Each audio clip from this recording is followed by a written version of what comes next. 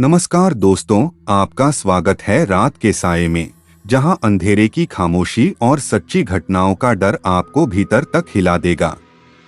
यहां हम लेकर आते हैं ऐसी भयावह कहानियां जो हुई हैं आपके और हमारे बीच, असली घटनाओं पर आधारित।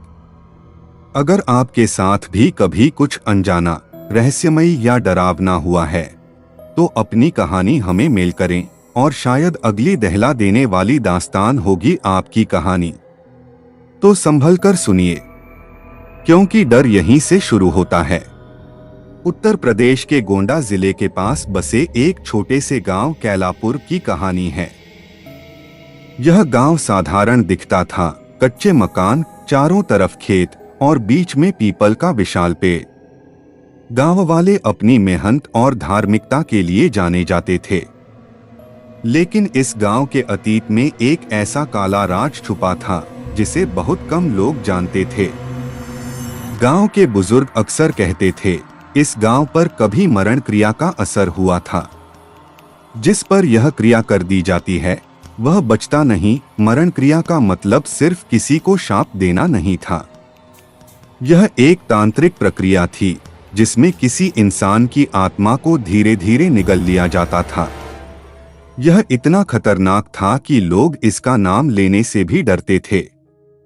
इस गांव में रामशरण नाम का एक किसान अपने परिवार के साथ रहता था। उसका परिवार गांव में सबसे सम्मानित माना जाता था। पत्नी सीता, 2 बच्चे, बड़ा बेटा अमन 16 साल और छोटी बेटी गुड़िया 11 साल।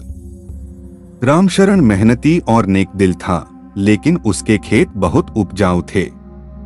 इसी वजह से गांव में कुछ लोग उससे जलते थे, खासकर हरिराम, जो तांत्रिक क्रियाओं में माहिर माना जाता था और लालच उसका सबसे बड़ा दोष था। हरिराम की नजर लंबे समय से रामशरण की जमीन पर थी, लेकिन खुले तौर पर वह कुछ कर नहीं सकता था। इसलिए उसने सोचा, अगर रामशरण को ही खत्म कर दूं तो उसका परिवार डरकर सब जमीन बेच देगा। साल 1998 की ठंडी रात थी। अचानक गांव में खबर फैली कि रामशरण के खेत में काम करने वाला मजदूर रघुनाथ अजीब हालत में मर गया। उसकी लाश खेत में पड़ी मिली, लेकिन चेहरा इतना डरावना और विकृत हो चुका था कि कोई उसे पहचान नहीं पा रहा था। गांव के लोग बोले, ये मरण क्रिया का असर है। कोई ताकत रघुनाथ पर छोड़ी गई थी।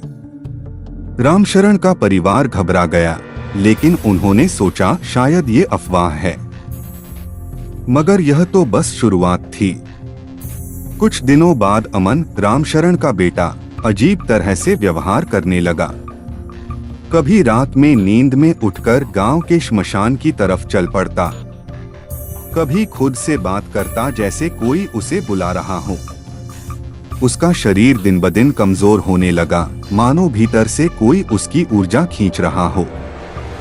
गांव के लोग कहने लगे, अमन पर मरण क्रिया की पकड़ है। रामशरण और सीता इसे सुनकर कांप उठे। गांव में एक बुजुर्ग ठाकुर बाबा रहते थे। वे तांत्रिक विद्या जानते थे, लेकिन उसका इस्तेमाल भलाई के लिए करते थे। रामशरण उनके पास गया। ठाकुर बाबा ने अमन को देखकर कहा, ये कोई साधारण बुरी नजर नहीं है, इस पर मरण क्रिया की पकड़ है।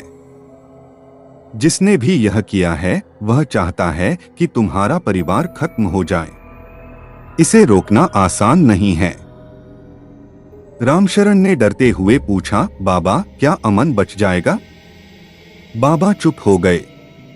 फिर बोले, अगर समय रहते कुछ नहीं किया गया तो यह बच्चा 7वें दिन मर जाएगा। बाबा ने पूरे परिवार को सावधान कर दिया।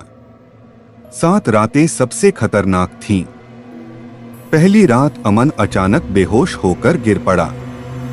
उसकी नब्ज धीरे धीरे चल रही थी। बाबा ने मंत्रों से उसकी रक्षा की। दूसरी रात घर की दीवारों पर खून जैसे निशान बन गए। सीता ने डरकर दरवाजा बंद कर लिया। तीसरी रात अमन की आंखें लाल हो गईं और उसने खुद ही कहा, मुझे श्मशान जाना है। वही मेरी मुक्ति है। चौथी रात घर के आंगन में काले कुत्तों का झुंड आकर भौंकने लगा। लोग कहते हैं ये मरण क्रिया का हिस्सा होता है। पांचवीं रात सीता ने सपना देखा कि हरिराम वही पड़ोसी मंत्र जपते हुए किसी गुड़िया पुतला को जला रहा है। छठी रात अमन की हालत और बिगड़ गई। उसका शरीर जलने जैसा गर्म हो गया। सातवीं रात निर्णायक थी। ठाकुर बाबा ने उस रात पूरा पहरा दिया। उन्होंने तांत्रिक विधि से पता लगाने की कोशिश की कि यह सब किसने किया।